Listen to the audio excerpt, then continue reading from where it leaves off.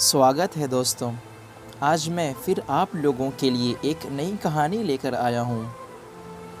छोटी मनु ने गुल्लक से सब सिक्के निकाल लिए और उनको बटोर कर जेब में रख लिया और घर से निकल पड़ी।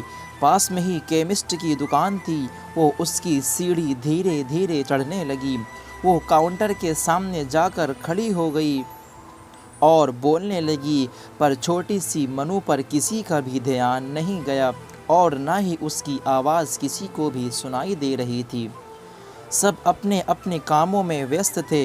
दुकान मालिक का कोई दोस्त बाहर देश से आया था, वो भी उससे बातें करने में व्यस्त था। तभी उसने अपनी जेब से एक सिक्का निकालकर काउंटर पर फेंक दिया। सिक्के की आवाज़ से सबका ध्यान उसकी ओर गया। उसकी तरकीब काम आ गई। दुकानदार उसकी तरफ आया और उससे प्यार से पूछने लगा, बेटा तुम्हें क्या चाहिए?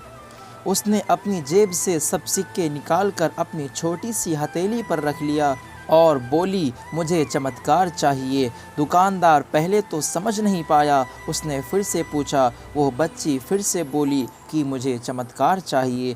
दुकानदार हैरान होकर बोला, बेटा यहाँ दवाई मिलती है, चमत्कार नहीं मिलता। वो बच्ची बोली, अगर यहाँ दवाई मिलती है तो चमत्कार भी आपके यहाँ ही मिलना चाहिए। दुकानदार बोला, बेटा लेकिन आपसे ये किसने कहा कि यहाँ चमत्कार मिलता है? तब उस बच्ची ने बड़ी मासूमियत से अपनी तोतली ज़बान से बोलना शुरू किया, मेरे भैया के सर में ट्यूमर हो गया है।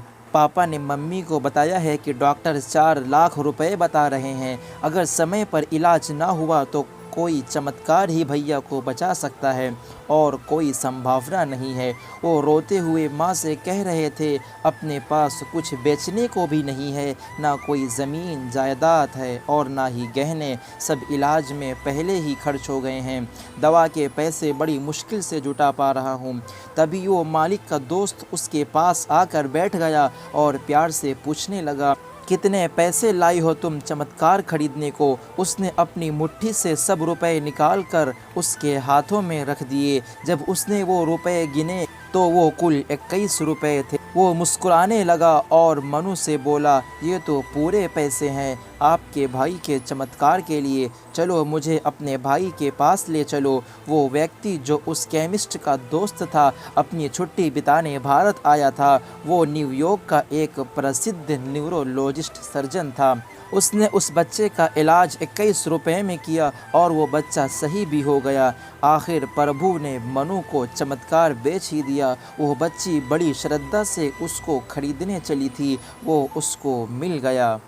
ऊपर वाला सबका पालनहार है, उसकी मदद ऐसे ही चमत्कार के रूप में मिलती है। बस आवश्यकता है तो सिर्फ सच्ची श्रद्धा की, क्योंकि ऊपर वाला ही आपको मुसीबत में डालता है आपको आजमाने के लिए, फिर आपको उससे शिफा भी वही देता है। वो देखना चाहता है कि मेरा बंदा कब तक मुझ पे भरोसा करेगा।